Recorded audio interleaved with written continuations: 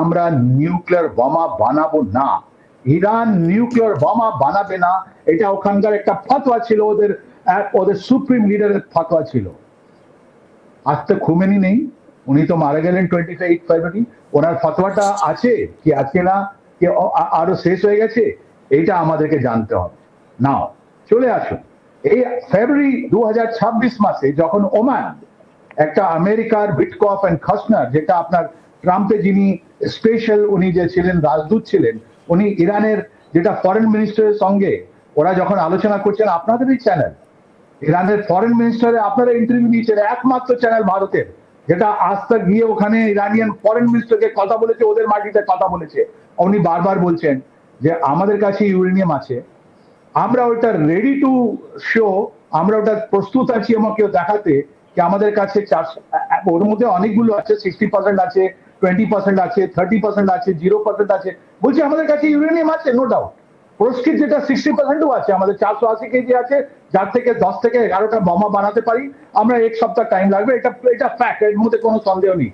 আর ওখানে যখন জিনিভাতে কথা হচ্ছে, ওদের নেগোসিয়েশন হচ্ছে 26 আর 27 ফেব্রুয়ারিতে, ওরা সবাই মেনে নিয়েছে। ইরানিয়ানরা বলছে যে ঠিক আছে, আপনাকে আমরা দিতে রেডি আছি, আমরা আমরা ইন্সপেকশন করিয়ে দেবো, কিন্তু আপনারা সব নিয়ে নিন, আমাদের যুদ্ধ যাওয়ার কোনো দরকার নেই। আর ওমানিয়ান ফরেন মিনিস্টার যিনি গো বিটিং করছিলেন, যিনি একটা মধ্যস্থতা করছিলেন, উনি বলছেন আমি পেন কিনে এনেছিলাম কি এখন একটা লিঙ্কিং হয়ে যাবে, একটা সিগনেচার হয়ে যাবে, তারপরে দেখবো আমাদের যে এটা ওয়েস্ট এশিয়া আছে, পশ্চিম এশিয়া যেটা আছে, ওখানে পিস থাকবে। কিন্তু 28 তারিখে তো আমেরিকা ঠিক উল্টো করলো। আর যখন ওরা ভেবেছিল যে 3 জানুয়ারি 2026 যেরকম ওরা ভেনেজুয়েলাতে করেছিল, ওরকম এরা একটা ইরানে করবে, লোককে মারবে, ওরা কনফিডেন্ট ছিল, ওদের কাছে ইন্টেলিজেন্স ছিল, এর মধ্যে কোনো সন্দেহ নেই। আর ওটা যদি আমরা করতে পারি, তাহলে একটা রিজিম চেঞ্জ হয়ে যাবে, মানুষগুলো রাস্তায় আসবে খোমেনিকে সরানোর পর, আর আমরা ওখানে একটা নতুন একটা আমাদের যেরকম আছে পুতুল একটা লোককে বসাবো, ও আমাদের কথা শোনা করবো। আজকে সেকেন্ড মান্থে ঢুকে পড়েছে, এরকম হয়নি। আপনাদের চ্যানেলে এই জুন 2025-এ আপনি দেখিয়ে দিন, ওটা আছে ওখানে। ফারদাওতে যখন mother of all bomb America ছাড়লো ফারদাওতে, ওরা বললো ওটা খান খান হয়ে গেছে। কিন্তু এই তুলসী গোবার্ট সেনেটে যাচ্ছেন, উনি বলছেন না, ওদের কাছে এই 480 কেজি আপনার ইউরেনিয়াম, 60% ইনরিচ ইউরেনিয়াম আছে। তাহলে আপনি তো ঠিকই সওয়াল করছেন কি তাহলে জুন মাসে যে আমাদেরকে বলা হয়েছিল যে ফারদাওতে আমরা অ্যাটাক করছি, আর আজ তক বাংলা ওটা কন্টেস্ট করেছিল, বলছো এটা সম্ভব নয়, কেন ওর একদিন আগে যেদিন ওরা অ্যাটাক করেছে, আমেরিকা যেদিন ওখানে বাংকার বাস্টিং যত বম মেরেছে, ওর একদিন আগে যতগুলো গাড়ি ছিল ওখান থেকে জিনিসগুলো বের করে দেওয়া হয়েছিল।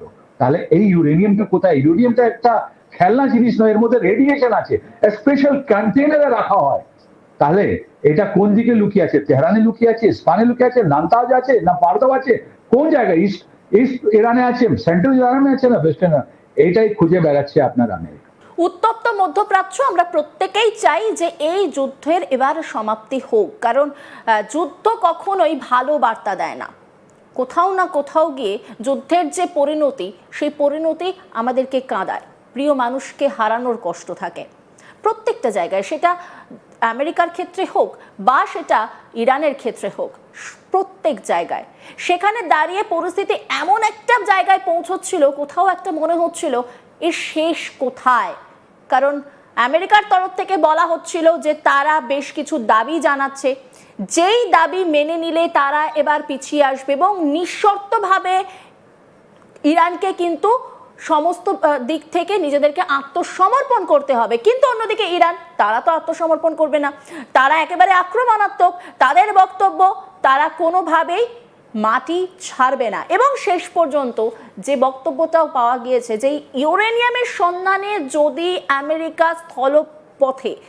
স্থলে গিয়ে যুদ্ধ করে, তাহলে কিন্তু ইরানও ছেড়ে কথা বলবে না, সেটা কিন্তু কড়া জবাব অনেক আগেই দিয়ে দেওয়া হয়েছিল।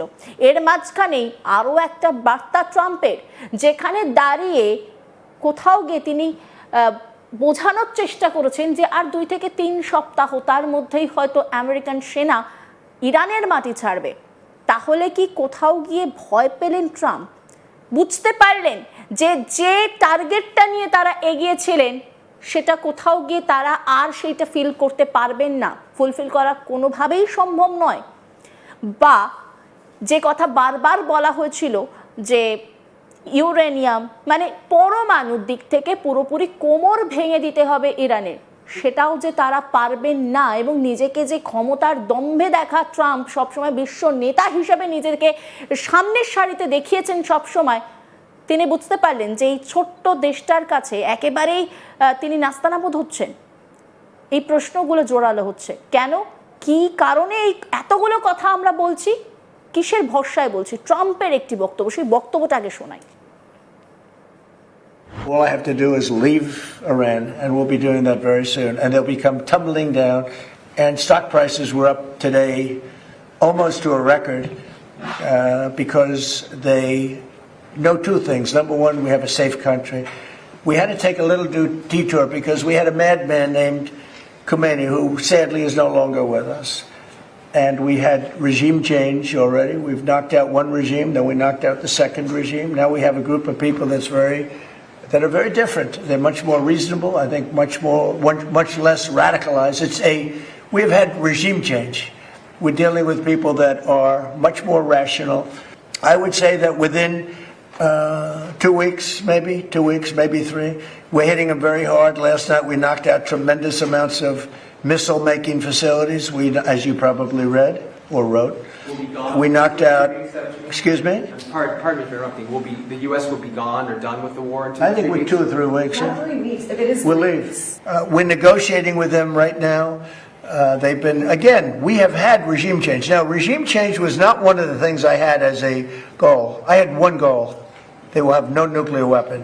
And that goal has been attained. They will not have nuclear weapons. But we're finishing the job. And I think within maybe 2 weeks, maybe a couple of days longer to do the job. But we want to knock out every single thing they have. Now, it's possible that we'll make a deal before that because we'll hit bridges, and we've hit some. We'll hit some bridges. We've got a couple of nice bridges in mind. But if they come to the table, that'll be good. But it doesn't matter whether they come or not. We've set them back. It'll take 15 to 20 years for them to rebuild what we've done to them. It's a big issue. The fact that they don't have proof of citizenship. When we feel that they are, for a long period of time, put into the Stone Ages, and they won't be able to come up with a nuclear weapon, then we'll leave. Whether we have a deal or not, it's irrelevant. Now, it's possible that we'll have a deal because they want to make a deal. They want to make a deal more than I want to make a deal. শোনালাম Donald Trump ঠিক কি বলেছেন, এর মধ্যে দুটো বক্তব্যকে একটু highlight করব। এক, তিনি বলছেন 2 থেকে 3 সপ্তাহের মধ্যে আমেরিকান সেনা তেহরানের মাটি ছাড়বে। আর দ্বিতীয়ত, যে কথা প্রথম থেকে আমরা শুনে এসেছিলাম, চুক্তি চুক্তি চুক্তি, আজকে বলছেন যে কোনো চুক্তির দরকার নেই,